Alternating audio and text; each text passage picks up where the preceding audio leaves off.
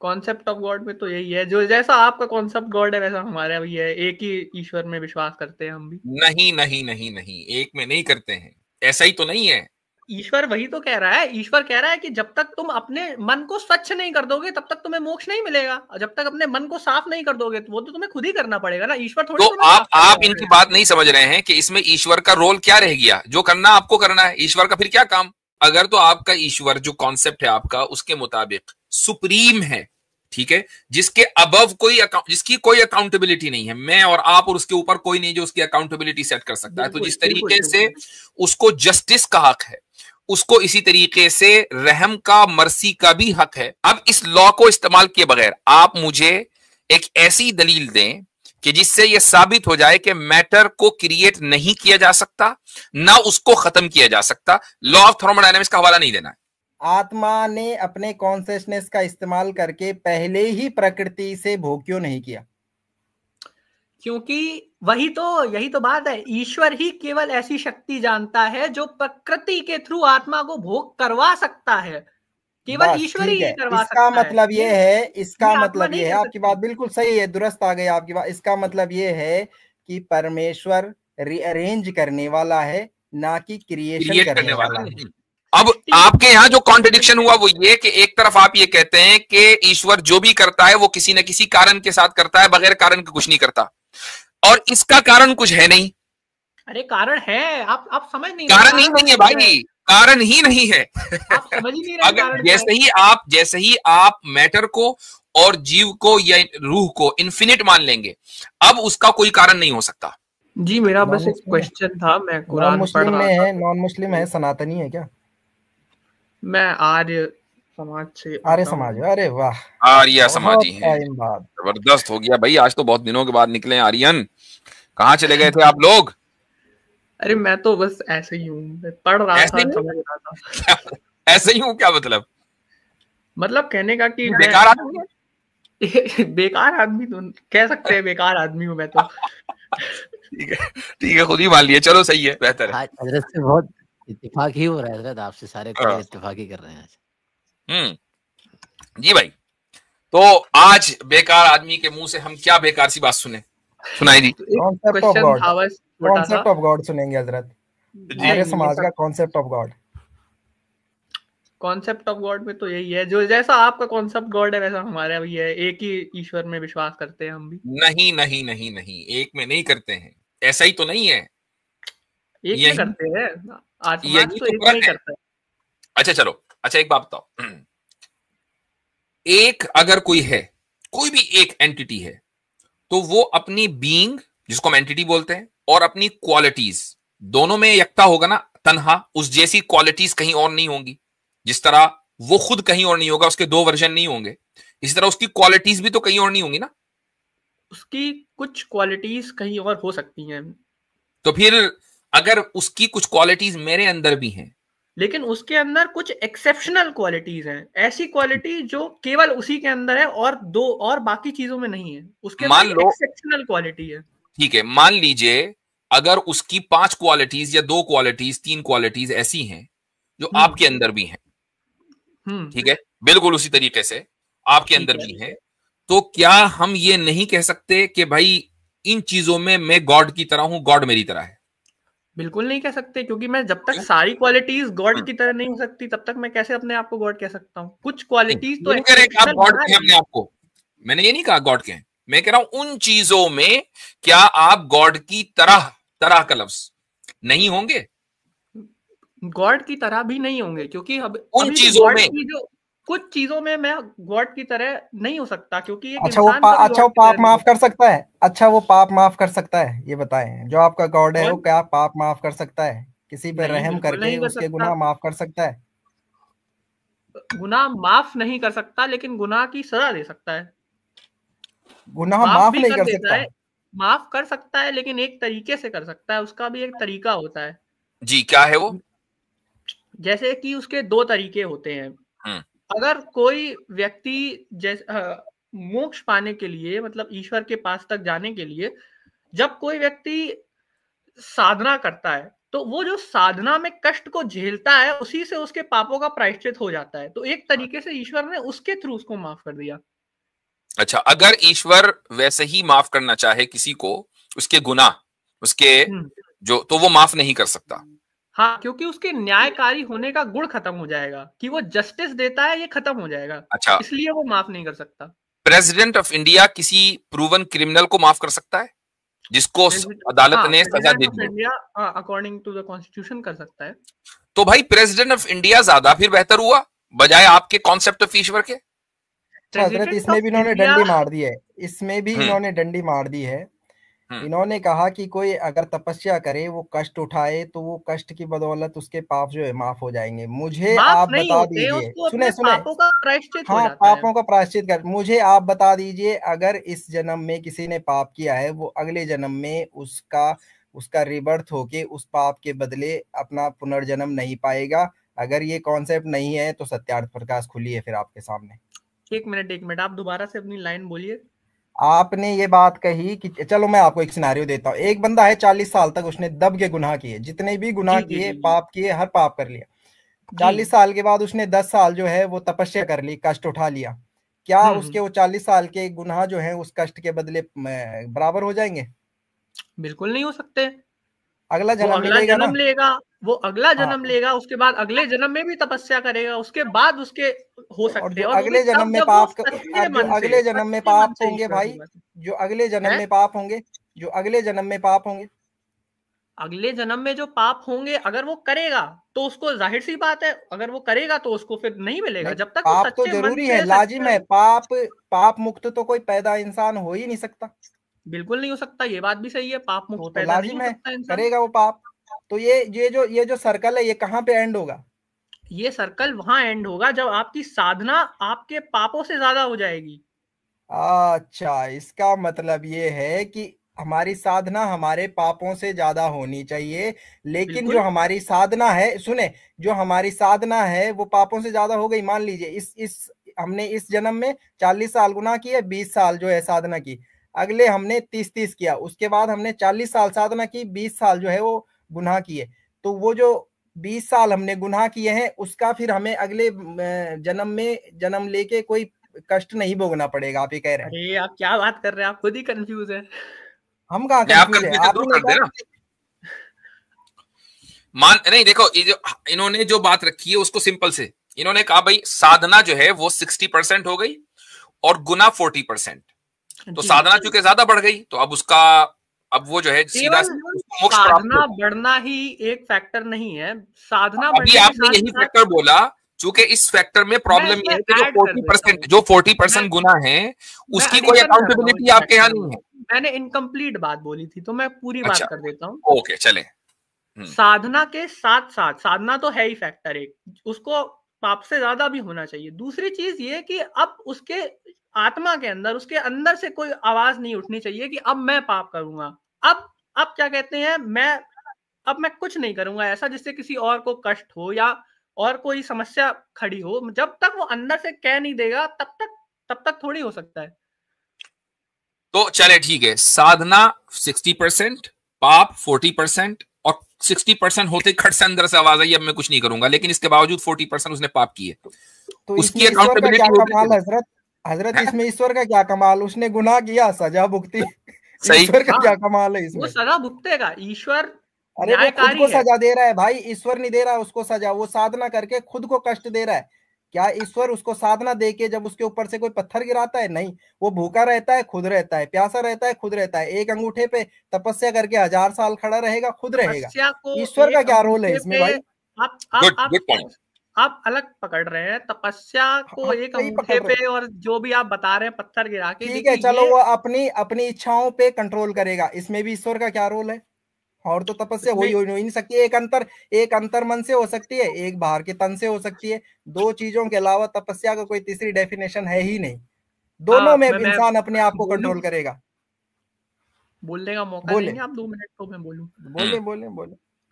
पहली बात तो आपको तपस्या का सही मतलब समझना पड़ेगा। उसके लिए तपस्या का सही मतलब ये होता ही नहीं है कि आप अपने फिजिकल पेन दे बॉडी को।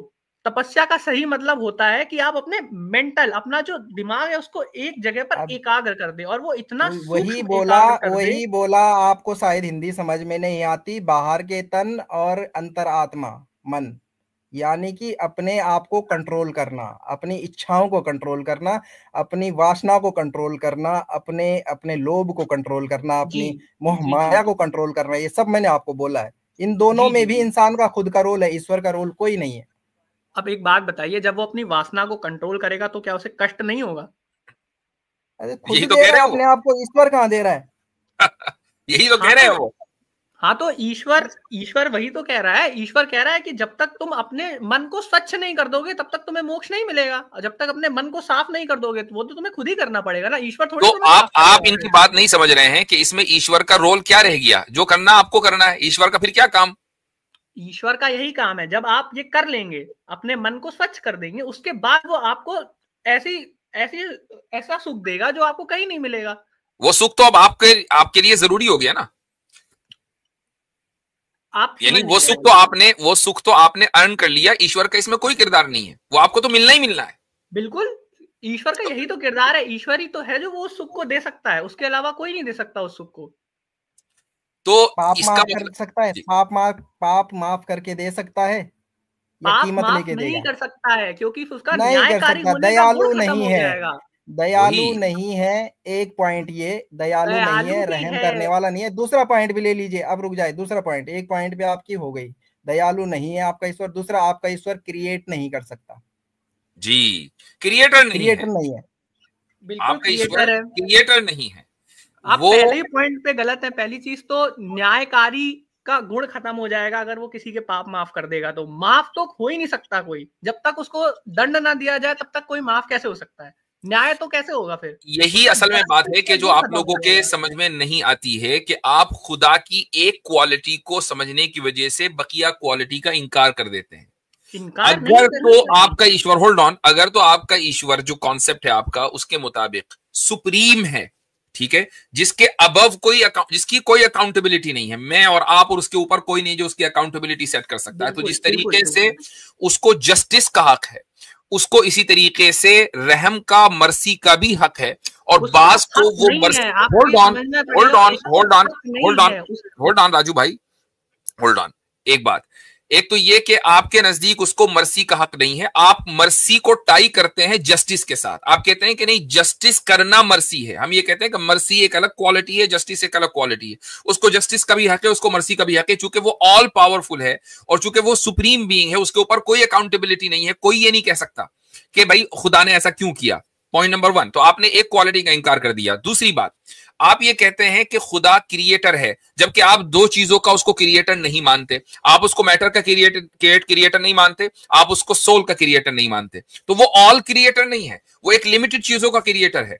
और क्रिएटर भी क्या, अगर मैटर पहले से मौजूद है जो एक इटर्नल है और वो उस मैटर को मैनिपुलेट करता है, कभी कुछ बना देता है, कभी कुछ बना देता है, तो फिर इस क्वालिटी में तो मैं और खुदा दोनों बराबर हुए। मैं भी कुछ मैटर को उनके ऊपर मैनिपुलेट करके कुछ का कुछ बना देता हूं। एक बढ़ाई भी कर सकता है, एक कारपेंटर भी कर सकता है, एक लोहार भी कर सकता है। फर्क क्या हुआ? बताऊं अब मैं बोलूं अब? जी, पहली चीज तो ये खुदा का हक नहीं है, ये खुदा का गुण है। गुण और हक में फर्क होता है। ओके। दूसरी चीज, खुदा के जो गुण है, हाँ चले पहले इस पर बाद में बात करेंगे। ये आपने बड़ा जबरदस्त स्टेटमेंट दिया, ये खुदा का हक नहीं है। अब हम इस पर बाद में बात करेंगे, पहले क्रिएटर वाले मसले को कर लें, वरना वही अटके रहेंगे। जी, क्रिएटर वाले मसले पे आपका क्वेश्चन क्या है? आ गया क्वेश्चन, इतनी तफसील से बता दिया, फिर उसके बाद कह रहे हैं क्या है क्वेश्चन। देखिए, ऐसा है कि क्या खुदा हर चीज क्रिएट कर सकता है?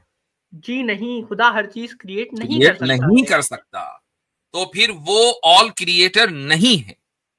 तो ऑल क्रिएटर को कह कौन रहा है ऑल क्रिएटर? Therefore, आप ये न कहें कि आपका ईश्वर का कॉन्सेप्ट हमारे जो कॉन्सेप्ट है उसके मुताबिक है। आप ये ना माने। आपने रूह को और इसी तरीके से मैटर को इटर्नल होने में खुदा के शरीक कर दिया, नेचर को कर दिया। हम लोगों ने उसकी दो क्वालिटीज देखिए। जो मेन क्वालिटी जो भिन्न करती है खुदा को, यानी कि ईश्वर को, जो दोनों चीजों से भिन्न करती है, प्रकृति से और आत्मा से, वो ये है कि ईश्वर चेतन है। चेतन अर्थात कॉन्शियसनेस है, प्रकृति में कॉन्शियसनेस नहीं है, तो कॉन्शियसनेस के साथ वो अलग हो गई। अब आत्मा भी चेतन है, उसमें भी कॉन्शियसनेस है। अब ईश्वर और आत्मा दो चीजें रह गई, अब ये दोनों चीजें चेतन है। अब इन दोनों को कौन भिन्न करता है? उन दोनों को ये चीज भिन्न करती है कि जो आत्मा होती है वो सर्वशक्तिमान नहीं होती। आत्मा जो होती है वो किसी चीज को कर नहीं सकती, करवा नहीं सकती। जैसे कि ईश्वर प्रकृति को डायरेक्शन देके, प्रकृति की मदद से पूरी दुनिया को बनाता है, आत्मा वो नहीं कर सकती। अब ईश्वर के पास 5 गुण हो जाते हैं। ईश्वर तो सर्वशक्तिमान है ना? सर्वशक्तिमान तो है ही है, लेकिन साथ में उसकी 4 और क्वालिटीज भी हैं। सर्वशक्तिमान है जी, ठीक। वो उस अपनी इस क्वालिटी की वजह से, सर्वशक्तिमान का क्या मतलब है वैसे? सर्वशक्तिमान का मतलब होता है जिसके पास सारी शक्तियां हो। सारी शक्ति हो। मुझे बताएं कि क्या उसके पास शक्ति है कि वो मैटर क्रिएट करे या मैटर को खत्म कर दे, बिल्कुल जीरो कर दे? मैटर को क्रिएट करने की और मैटर को खत्म कर देने की ये शक्ति पॉसिबल ही नहीं है, क्योंकि ये हो ही नहीं शक्ति है ही नहीं, तो फिर सर्वशक्तिमान नहीं है, फिर वो सर्वशक्तिमान नहीं है। अगर उसकी आपने जैसे ही उसकी शक्तियां लिमिट की तो वो सर्व नहीं रहा भाई, वो सर्वशक्तिमान नहीं है, वो ऑल पावरफुल नहीं है, फिर वो उसकी पावर लिमिटेड है। आप एक बात बताइए, क्या खुदा दूसरा खुदा बना सकता है? उसकी पावर लिमिटेड है। ये जो आपने सवाल की, मेरे जहन में था कि आप ये सवाल आने वाला है कि क्या खुदा दूसरा खुदा बना सकता है। मुझे आप ये इसलिए मुमकिन नहीं है चूंकि दूसरा खुदा इम्पॉसिबल है। खुदा की जो शक्ति है, जो पावर है, उसका ताल्लुक, होल्ड ऑन, उसका ताल्लुक इम्पॉसिबल वर्ल्ड से है। उसका ताल्लुक, चूंकि जैसे ही रुक जाइए, अब मैं साबित कर रहा हूं कि इम्पॉसिबल क्यों है। जैसे ही दूसरा खुदा आएगा फौरन ये सिस्टम कोलैप्स कर जाएगा, और ये सिस्टम कोलैप्स नहीं कर रहा है, ना करेगा जब तक खुदा ना चाहे। तो सिस्टम अगर कोलैप्स नहीं कर रहा है तो दूसरे खुदा का आना ये इम्पॉसिबल है। मुझे बताएं कि क्या मैटर क्रिएट करना, मान लो पहले से एक मैटर है, खुदा कोई नया मैटर क्रिएट करना चाहता है, तो क्या उस मैटर क्रिएट करने से सिस्टम कोलैप्स कर जाएगा? दोनों चीजें इक्वल नहीं है। बिल्कुल कर जाएगा, कोलैप्स कर जाएगा। कैसे? खुदा एक पहले से मैटर मौजूद है, खुदा एक जर्रा नया क्रिएट करना चाहता है, ये सिस्टम कैसे कोलैप्स करेगा? इसको जरा साइंस का एविडेंस दीजिए। किसी भी चीज, हाँ, साइंस का एविडेंस के हिसाब से मैं बताता हूँ। साइंस का एविडेंस, चलो ठीक है, साइंस का दो, या लेकिन मुझे एविडेंस चाहिए जो सबके लिए काबिल कबूल हो। जी गो अहेड। हाँ, किसी भी सिस्टम में एनर्जी कंजर्व्ड रहती है, एक चीज आपको समझनी चाहिए। जी जी जी जी, मुझे मालूम था कि थर्मोडायनेमिक्स का लॉ लेकर आएंगे आप। जी जी, क्योंकि एनर्जी कंजर्व्ड रहती है, इसी वजह से अगर कोई चीज नहीं आएगी, इसका मतलब एनर्जी की मात्रा ज्यादा हो जाएगी, जो कि पॉसिबल ही नहीं है। ये जो लॉ आपने बताया है ये हमारे इस फिजिकल वर्ल्ड से रिलेटेड है ना, इसी यूनिवर्स में? बिल्कुल ठीक। इस यूनिवर्स के बाहर कहीं और अगर क्रिएट करना चाहे? इस यूनिवर्स के बाहर से आपका क्या मतलब है? इस यूनिवर्स, जो यूनिवर्स आप जानते हैं, जो ऑब्जर्वेबल यूनिवर्स है, इसके बाहर कहीं और वो एक और यूनिवर्स बनाना चाहता है, होंगे, और एक और यूनिवर्स हो सकते हैं, होंगे। तो ये जो लॉ है तो आपके इस यूनिवर्स का है, उस यूनिवर्स में अगर वो बनाना चाहे वहां बना सकता है। देखिए, ये तो हाइपोथेटिकल बात है। अरे आप मुझे पहले ये हाइपोथेटिकल बात नहीं, रियल बात है। जी राजू भाई, आपको पता है फर्स्ट लॉ ऑफ थर्मोडायनेमिक्स है क्या, जिसकी आप मिसाल दे रहे हैं? मैं फर्स्ट लॉ ऑफ थर्मोडायनेमिक्स की बात ही नहीं कर रहा हूँ यहाँ। अच्छा, एक सिस्टम समझ लिए, एक सिस्टम में एनर्जी, अभी आपने कहा था आप साइंटिफिक एग्जांपल देंगे, आप हाइपोथेसिस ना दें प्लीज। ये हाइपोथेसिस नहीं है, तो साइंटिफिक एग्जांपल दें। साइंटिफिकली यही होता है, किसी भी सिस्टम में एनर्जी कंजर्व्ड रहती है, ये साइंस का प्रिंसिपल है। ओ भाई, इस सिस्टम में कंजर्व्ड है ना, इस सिस्टम में जी, और इस यूनिवर्स से मुराद इस यूनिवर्स, हाँ, इस यूनिवर्स में। अब इस यूनिवर्स से बाहर खुदा को मैटर क्रिएट करना है, करेगा कि नहीं करेगा? वो खुदा के सिस्टम में ही आता है, खुदा के सिस्टम के बाद। भाई ये लॉ फिजिकल सिस्टम का है कि खुदा के सिस्टम का है? बिल्कुल खुदा के सिस्टम का भी है और फिजिकल सिस्टम का भी है। सिर्फ फिजिकल सिस्टम का है, खुदा के सिस्टम का नहीं है, क्योंकि खुदा के सिस्टम को साइंस ने एक्सप्लोर नहीं किया है। ये जो थर्मोडायनेमिक्स का लॉ है, उससे पहले भी आप यही बिलीव कर रहे थे या नहीं? खुदा ने भी साइंस बनाई है, खुदा ने ही तो साइंस बनाई है। एक्सप्लोरेशन की बात कर रहा हूं मैं, एक्सप्लोर तो इंसान ने की है ना। जी जी, या वो भी एक्सप्लोर खुदा ही ने की है? खुदा ने एक्सप्लोर करी होगी। अब खुदा ने एक्सप्लोर की है जी, खुदा ने ही साइंस एक्सप्लोर की, इंसान ने नहीं बनाई है। खुदा ने ही बनाई है तो खुदा ही जानता होगा, मतलब वो तो जानता ही होगा ना। एक्सप्लोर किसने की है मेरे भाई? एक्सप्लोर मतलब क्या है आपका? यानी ये जो हमारे पास इल्म आया है, ये हमारे एक्सप्लोरेशन की वजह से आया ना, इन्वेस्टिगेशन की वजह से। ये हमारी डिडक्शन से आया है। हाँ ठीक है, ये डिडक्शन हमने इसी यूनिवर्स पे किया ना। जी ठीक है, तो ये लॉ अप्लाई हर सिस्टम में हो, दूसरे सिस्टम में भी यही लॉ हो, इसकी दलील क्या है? इसकी दलील ये है कि क्योंकि ये सिस्टम भी हमारा क्या कहते हैं, हमारे ही खुदा का सिस्टम है जी। तो इसका मतलब खुदा हाँ, ने जो दूसरे सिस्टम भी बनाए होंगे, अगर वहां के नियम अलग होंगे तो वहां के लोग उस बारे में जानते होंगे। नहीं तो हम ये बात पूछ रहे हैं आपसे कि वहां के नियम के एतबार से, चलो यहां का सिस्टम अलग है, वहां का सिस्टम अलग है, क्या खुदा एक अलग जगह पर एक अलग सिस्टम बना सकता है या नहीं? खुदा अलग जगह पर अलग सिस्टम बना सकता है नहीं, ये तो खुदा ही जानता है भाई, ये मैं तो नहीं कह सकता। आप इसलिए नहीं कह सकते, इसलिए नहीं कह सकते चूंकि जैसे ही आप कहेंगे कि नहीं कर सकता तो सर्वशक्तिमान नहीं है, कर सकता है तो आपका ये उसूल टूट जाएगा कि खुदा मैटर क्रिएट कर सकता है। जो भी आप जवाब देंगे फंसेंगे, इसलिए आप कह रहे हैं मैं नहीं कह सकता। आपने हाथ खड़े कर दिए। देखिए, जैसे खुदा हमेशा से है, हमेशा रहेगा, उसी तरीके से मैटर हमेशा से था, हमेशा से रहेगा। अब दोनों में दिक्कत क्या है? ये हमेशा से था, हमेशा रहेगा, आपके इस यूनिवर्स में ना, आपने लॉ ऑफ थर्मोडायनेमिक्स की बुनियाद पर ये बात कही ना। मैंने लॉ ऑफ थर्मोडायनेमिक्स की बुनियाद पे ये बात नहीं करी, मैं कह रहा हूं इन जनरल टर्म्स में कि खुदा अगर पहले से था, उसकी दलील क्या है? लॉ ऑफ, चलो थर्मोडायनेमिक्स का लॉ तो हो गया, उसका तो खात्मा। अब इस लॉ को इस्तेमाल किए बगैर आप मुझे एक ऐसी दलील दें कि जिससे यह साबित हो जाए कि मैटर को क्रिएट नहीं किया जा सकता, ना उसको खत्म किया जा सकता। लॉ ऑफ थर्मोडायनेमिक्स का हवाला नहीं देना है जी। मैटर को क्रिएट नहीं किया जा सकता, क्योंकि मैटर को क्रिएट करेंगे तो पूरी दुनिया में डिस्टर्बेंसेस पैदा हो जाएंगी, जो कि सब कुछ डिस्टर्ब कर देगा।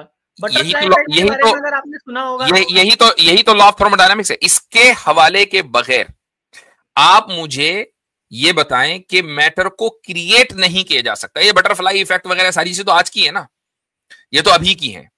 आपके यहां इस वक्त जबकि कायनात पूरी सज गई है, ये बटरफ्लाई इफेक्ट वगैरह आज के दौर का है। यानी आज से जब 14 बिलियन साल पहले बिग बैंग हो रहा था, उससे पहले अगर आप चले जाएं, तो वहां तो बटरफ्लाई इफेक्ट आपको मिलेगा नहीं। तो मुझे ये बताएं थर्मोडायनेमिक्स के लॉ के इस्तेमाल किए बगैर मुझे फिलोसॉफिकल ग्राउंड्स पर यह बताएं कि मैटर को क्रिएट क्यों नहीं किया जा सकता। आप ईश्वर को बिना साइंस के जान ही नहीं सकते। जब तक आप रचना को नहीं जानेंगे तब तक आप रचना को नहीं जान सकते। तो आप फिर इसका मतलब यह हुआ कि साइंस के इस लॉ से पहले तो ईश्वर को जाना ही नहीं गया था। ईश्वर को जान लिया गया था। मैं इस समय इसलिए नहीं कह सकता क्योंकि मेरे को इस समय आइडिया नहीं है, उसके बारे में कोई मंत्र है मुझे जहां तक मालूम। जिन्होंने इस लॉ के दुनिया के सामने आने से पहले ईश्वर को जाना था, कैसे जाना था?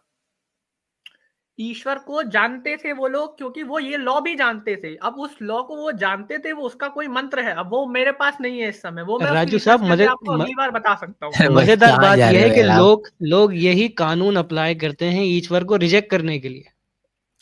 यही साइंटिफिक डिस्कवरीज। जी हाँ, अच्छा अजीब बात कर रहे हैं। ये बात बिल्कुल सही कही वसालत भाई ने कि इस लॉ को इस्तेमाल किया जाता है कि ईश्वर मौजूद नहीं है। जब मैटर इटर्नल है और एनर्जी इटर्नल है तो फिर ईश्वर की क्या जरूरत है भाई? अरे भैया, क्योंकि एक क्या कहते हैं जो नहीं को डायरेक्शन देखिए, हम उनसे एग्री नहीं कर रहे हैं। What I am trying to say कि जो सेम लॉ है, क्या एथीस्ट ईश्वर का डिनाई करने के लिए इस्तेमाल करते हैं कि नहीं करते? कर सकते हैं, क्योंकि उनको पूरा पता है।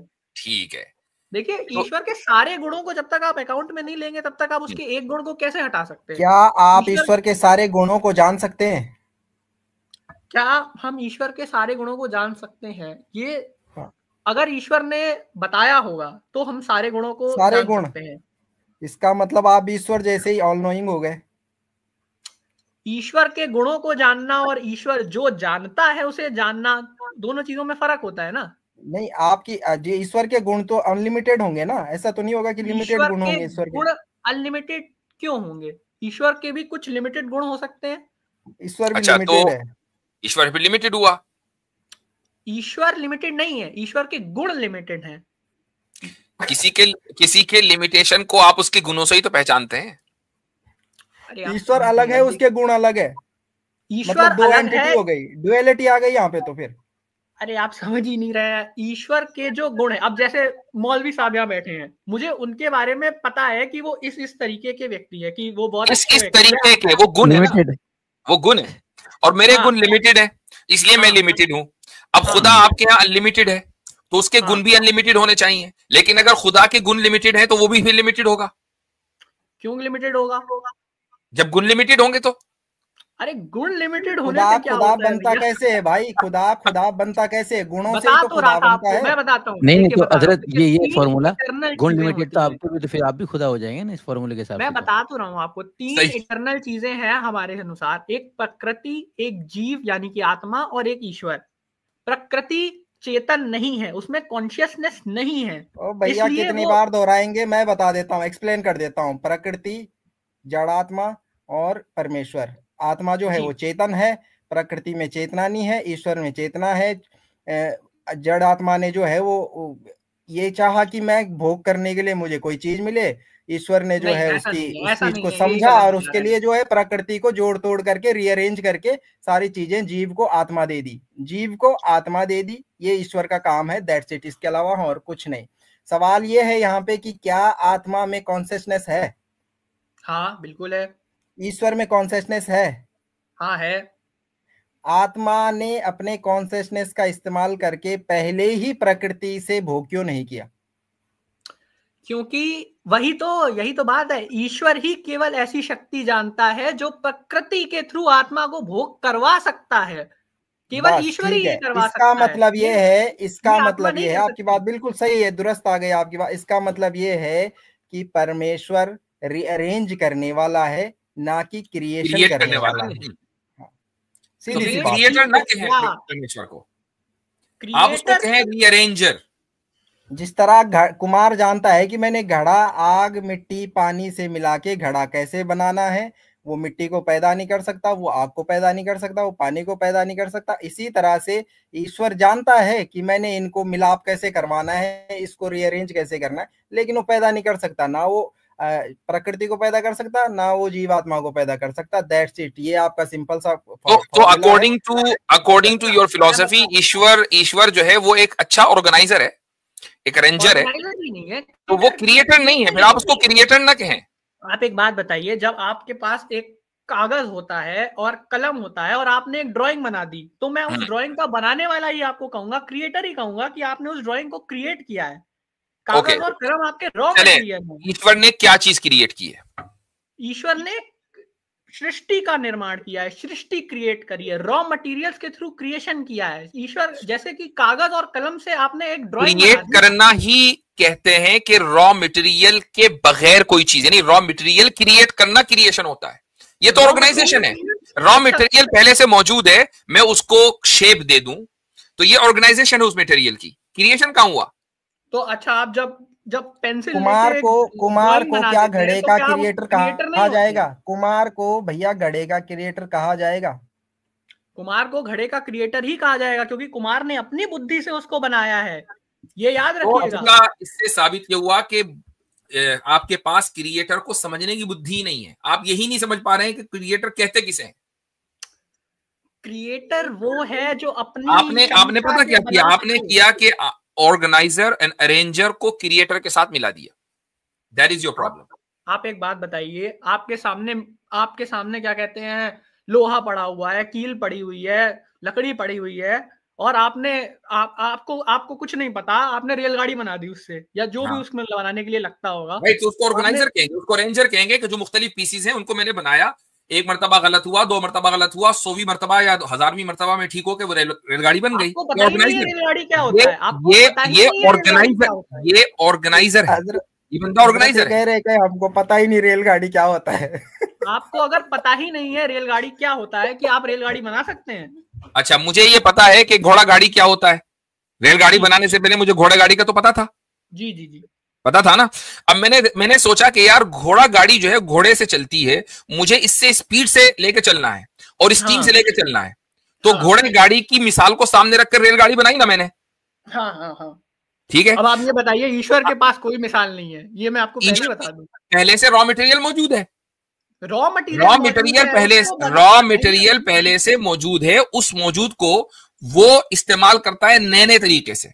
कभी उसने कुछ बना दिया, कभी उसने कुछ बना दिया। तो ये ऑर्गेनाइजर है, डेवलपर है। आर्य समाज का एक उसूल और है, सामने रॉ मटेरियल आर्य समाज का एक और उसूल है। अरे रुके भैया, हम आपके उसूलों पे बात कर रहे हैं। आर्य समाज का एक उसूल और है कि ईश्वर जो है वो बगैर कारण के कोई कार्य नहीं करता। तो कारण मौजूद था पहले से, बिल्कुल कारण मौजूद था। जिस तरह से रेलगाड़ी बनाने का कारण मौजूद था कि घोड़ा गाड़ी जो है वो इंसानों को खींचती है, ले जाती है, इसी तरह से ईश्वर के पास कारण ऑलरेडी मौजूद था। वो बगैर कारण के कोई कार्य कर ही नहीं सकता।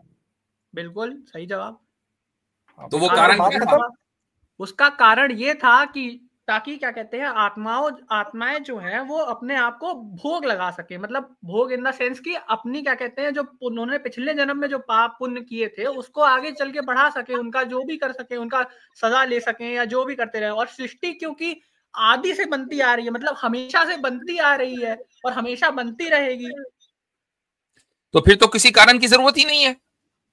यही तो कारण है सृष्टि बनाने का।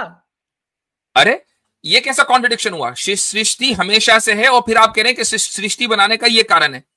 कारण होने का मतलब क्या है कि सृष्टि नहीं है, बना दी। नहीं, सृष्टि हमेशा से नहीं है, सृष्टि हमेशा से अपना ही खुद, यानी यू आर कॉन्ट्रडिक्टिंग योरसेल्फ। बनती और बिगड़ती आ रही है, ये मैंने अच्छा एक बात बताओ। ठीक है, एक मिनट। एक चीज मसलन ये गिलास मेरे सामने रखा हुआ है, ये मौजूद नहीं है। ठीक है, मुझे पानी पीने के लिए कुछ चाहिए, ये एक कारण है। इसकी वजह से गिलास वजूद में आ गया। कारण पहले है, गिलास बाद में है। ठीक है, अब एक चीज की जरूरत मेरी पूरी हो गई। इससे साबित हुआ कि हमेशा कारण जो है वो पहले होगा। अच्छा, आप ये कह रहे हैं कि सृष्टि बनाने का कारण, तो कारण पहले होगा, सृष्टि बाद में बनेगी। अगर सृष्टि हमेशा से है तो अब किसी कारण की जरूरत नहीं है। सृष्टि हमेशा से नहीं है, सृष्टि हमेशा से बनती और बिगड़ती आ रही है। बनती बिगड़ती आ रही है, तो अब उसके लिए भी किसी कारण की जरूरत नहीं होगी। मिसाल के तौर पर ये गिलास है, ये हमेशा से बनता बिगड़ता आ रहा है, बिगड़ेगा, उसके बाद इसको गिलास ही बनना है।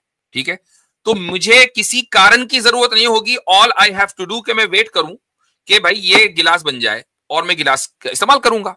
कारण की तो कोई जरूरत होगी ही नहीं ना।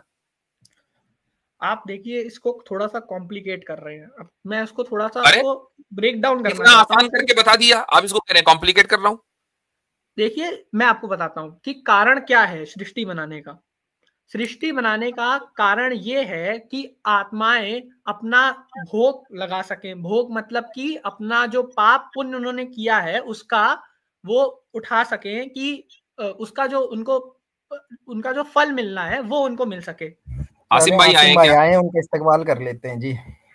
जी आसिम भाई, अस्सलाम वालेकुम। वालेकुम सलाम। आसिम भाई कहाँ थे? बड़ी देर से जी, थोड़ी हो गई थी। मैं देख रहा था स्ट्रीम, जल्दी से अभी आया हूँ, फ्री हुआ हूँ तो बस ज्वाइन किया हुआ था। अच्छा, ठीक है। तो वो सृष्टि का कारण ये बता रहे थे कि बताएंगे जी, क्या है कारण हमारे सृष्टि का? ये कारण है कि जो आत्माएं हैं वो उन्होंने जो भी पाप पुण्य किए हैं उनका फल उन्हें मिल सके। ये है सृष्टि का कारण। और जो अपने सामर्थ्य से, अपनी शक्ति से फिर ब्लंडर मार गए भैया। पाप तो तब होंगे ना जब पहले उसने जीव शरीर मिला होगा, तभी तो पाप हुआ होगा। जब कुछ है ही नहीं तो पाप कहाँ से होगा? उसने जो पाप किए होंगे वो बच गए होंगे, वो इस सृष्टि में आके उसको शुरू की सृष्टि की बात हो रही है, इस सृष्टि की बात नहीं हो रही। आपने पहली सृष्टि एक रही होगी। अजीब लॉजिक लगाते हैं यार। उसके बगैर तो कारण का वजूद ही नहीं हो सकता ना। एक चीज अगर कंटिन्यूअस साइकिल है तो अब यहाँ कारण की जरूरत ही नहीं है। अरे कारण यही तो है ना कि पिछली सृष्टि में जो था, अब उसमें पिछली सृष्टि में ओ भाई, जब एक चीज कंटिन्यूअस साइकिल चली आ रही है ना, एक चीज बिल्कुल उस चेन है एग्जैक्ट सेम हमेशा से, अब कारण का कोई वजूद ही नहीं। चूंकि जैसे ही कारण होगा उसके लिए उससे पहला होना जरूरी है उस चेन से। चेन से पहले कुछ है ही नहीं, वो चेन तो इन्फिनिट है, तो कारण है ही नहीं। कर्म की चेन थोड़ी इनफाइनाइट है। कारण की चेन नहीं, खुद कारण की जरूरत नहीं है, चूंकि जो सृष्टि है उसकी चेन इन्फिनिट है। अब आपके यहां जो कॉन्ट्रडिक्शन हुआ वो ये कि एक तरफ आप ये कहते हैं कि ईश्वर जो भी करता है वो किसी न किसी कारण के साथ करता है, बगैर कारण के कुछ नहीं करता। और इसका कारण कुछ है नहीं।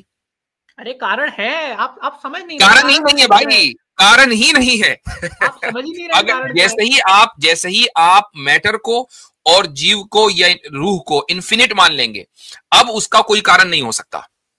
सीधी सीधी बात है। इन्फिनिट नहीं मान रहा हूं मैं, वो इन्फिनिटली है, लेकिन उसमें और ईश्वर में फर्क है। चलिए छोड़िए, ये मैं एक्सप्लेन नहीं करना पड़ेगा, आपके पास इसके अलावा कुछ है ही नहीं कहने, करना पड़ेगा भाई। चले अगले कॉलर बोले।